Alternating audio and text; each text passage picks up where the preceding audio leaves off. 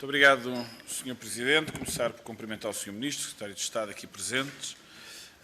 E queria iniciar esta intervenção lembrando o Sr. Ministro que o CDS fez um requerimento ao Governo e uma pergunta, um requerimento sobre documentos vinculando o Estado português à Ana Vancy em julho e uma pergunta ao Governo sobre as obras Humberto Delgado, que datam de agosto. E, portanto, lembrar-lhe, Sr. Ministro, que tem esta pergunta e este requerimento e que gostaríamos de obter uma resposta da parte do Governo. Depois, em segundo lugar, dizer o seguinte, felicitar o Bloco de Esquerda por esta iniciativa, que, trazendo o Sr. Ministro aqui ao Parlamento para falar de um tema que gosta. Um tema que gosta, que é a TAP, que é a aviação, nota-se isso nas intervenções que tem tido nesta Casa e o Sr. Ministro já trouxe aqui algumas novidades e alguma informação sobre a TAP. É evidentemente, e isso eu subscrevo aquilo que o Sr. Ministro aqui diz, que é o quadro de incerteza que todos vivemos e o setor da aviação em particular. Eu diria que é até de alguma complexidade, para não dizer muita complexidade, pensar-se numa reestruturação de uma empresa, não se sabendo muito bem quando é que tudo isto vai retomar. No entanto, o Sr. Ministro disse aqui que até dia 10 de dezembro o Governo português terá que entregar, junto da Comissão Europeia, o plano de reestruturação da empresa, da TAP.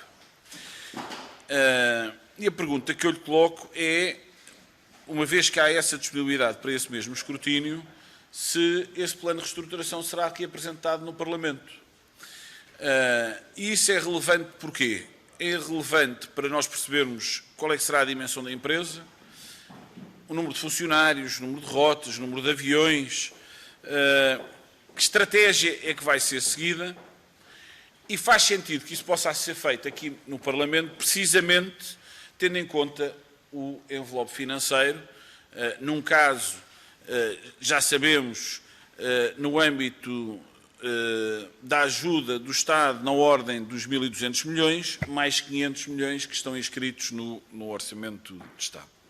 E, portanto, gostaria de saber se há essa disponibilidade do Governo, em particular do Sr. Ministro, de trazer aqui à Comissão Parlamentar, enviar esse plano de reestruturação e ser feita aqui essa mesma discussão. Ainda em relação à TAP, queria lhe perguntar como é que está o processo de recrutamento da equipa de gestão. É um dossiê que o Sr. Ministro disse que se tinha iniciado, e, portanto, gostaria que, se fosse possível, pudesse fazer aqui um ponto de situação. Saindo um bocadinho da TAP, em maio, penso que não me engano, em abril ou maio, perguntei-lhe ao Sr. Ministro, aqui numa audição parlamentar, que apoio é que iria ser dado ao setor da aviação. É um setor específico, e o setor da aviação não são só companhias aéreas, é mais do que isso, como sabe. E, portanto, eu li e vi e ouvi aquilo, por exemplo, que o Presidente da Euroatlantique disse numa entrevista, da ausência de apoios, de ausência de resposta do próprio Governo, mas há todo um conjunto de empresas que, Portway, Ground Force, etc., que dependem do setor da aviação, estão no próprio setor. E, portanto, que tipo de medidas, e por isso é que na altura referi que fazia sentido a existência de medidas específicas e especiais precisamente para acudir este mesmo setor e que não são só as companhias aéreas. E, portanto, perguntar se existe esse plano de ajuda, se está previsto, em condições, para quando, até porque já se percebeu, e isso é evidente para todos, fruto da tal incerteza que eu subscrevo e que o Sr. Ministro aqui falou, que isto infelizmente está para durar. Isto está para durar. Não é algo que se possa dizer, bem, isto aqui a 6 meses já estão os aviões todos a circular, já estão os aeroportos, já voltaram. Não, é um clima de normalidade. Infelizmente, os tempos que se avizinham não parecem ir nesse sentido. E, portanto, são empresas que estão a passar dificuldades, pelos que percebo. Há várias empresas na economia portuguesa, como é evidente, e no nosso tecido empresarial e industrial, que estão a passar dificuldades, mas este setor específico, o setor da aviação, é um setor que tem sido muito fustigado por esta pandemia. Muito obrigado, Sr. Ministro. Muito obrigado, Sr. Deputado. Tem agora a palavra para responder o Sr. Ministro das Infraestruturas e Habitação. Faz favor. Obrigado, Sr. Presidente. Sr. Deputado, não há nenhuma razão para não vermos o plano de reestruturação da TAP convosco. Na altura certa o faremos, para podermos, para os senhores poderem também fazer a vossa, para poderem... Sim, se nós conseguirmos, é isso que faremos. Não tenho nenhum problema com isso, como é evidente. No que diz respeito ao recrutamento da equipa de gestão, foi contratada a empresa Korn Ferry, não sei se... Foi contratada a empresa Korn Ferry, que aquilo que nós nos comprometemos foi em relação ao CEO. Em princípio, poderemos estender isso a mais alguns, mas esse era o nosso compromisso. A empresa já está contratada, já está a fazer o seu trabalho. A breve prazo nós teremos várias propostas e tomaremos a nossa decisão. Não há nenhuma geografia fora do âmbito desse trabalho. Portanto, Portugal também está, obviamente, no quadro da geografia que está a ser trabalhada ou avaliada pela própria Korn Ferry. Portanto, até ao final do ano nós teremos também essa questão resolvida, mas esse é um processo que também está, neste momento, em curso.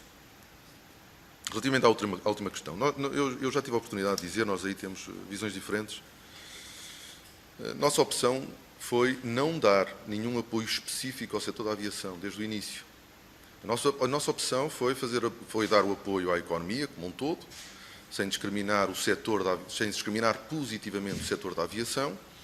Eu lembro que o setor da aviação foi um dos que mais recorreu a uma das medidas mais importantes que foram adotadas para toda a economia nacional. Acho que, aliás, a economia nacional e as nossas empresas olhariam se há dúvidas sobre a intervenção que o Estado fez na TAP, imaginem o que era uma intervenção à escala de todo o setor da aviação, quando a esmagadora maioria das empresas desse setor até são estrangeiras.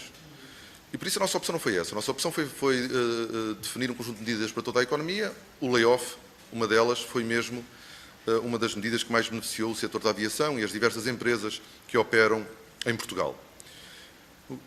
O que se fez com a TAP é uma coisa diferente. Primeiro, não há paralelo entre a importância estratégica da TAP e do grupo TAP para a economia nacional e para o país, e depois há uma coisa que distingue, há um aspecto que distingue a TAP de qualquer outra empresa do setor da aviação em Portugal, é que o Estado era acionista, era um dos donos da companhia e não podia simplesmente demitir-se de dar, enquanto acionista da empresa, uma resposta à situação da empresa. Esta resposta que eu lhe estou a dar foi dada à Euroatlântico.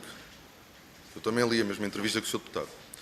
Foi dada, nós já tivemos a oportunidade de esclarecer isso ao Jornal de Negócios, à Antena 1 e à própria Euroatlântico, relembrar a interação que nós tínhamos tido com eles. Mas só para termos uma ideia do que é que estamos a falar. E eu admito, e eu consigo compreender porque é que uma companhia como a Euroatlântico possa não ter ficado muito agradada com a resposta. Mas isso não quer dizer que a Euroatlântico tenha razão. Eu vou-lhe só dizer o que é que a Euroatlântico teria e tenho a certeza que o CDS...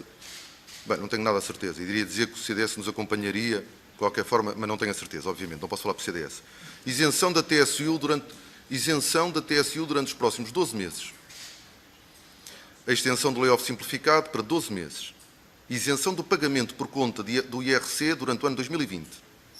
Apoio através de subsídios a fundo perdido e majoração em 50% dos custos com manutenção das aeronaves, com um valor anual de aproximadamente 15 milhões de euros, como custos fiscais para efeitos de cálculo do IRC durante os próximos 5 anos.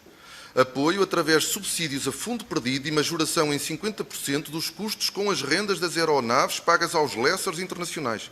Eu estou a dizer ipsis verbis o que estava escrito na Carta da Euroatlântico. Com um valor anual de aproximadamente 9,3 milhões de euros, como custos fiscais para efeitos de cálculo do IRC durante os próximos 5 anos. Possibilidade de dedução de prejuízos fiscais até 100% por um período mínimo de 5 anos. Aumento do prazo para recuperação dos prejuízos fiscais de 5 para 10 anos. Reembolso dos bilhetes em voucher referente às operações. Pronto, isso é outra matéria que foi, aliás, não é permitida pela Comissão Europeia. Este é o rol de medidas que, se nós tivéssemos aceito, estávamos a fazer um bom trabalho de apoio à aviação. Não foram aceitos e acho que elas falam por si.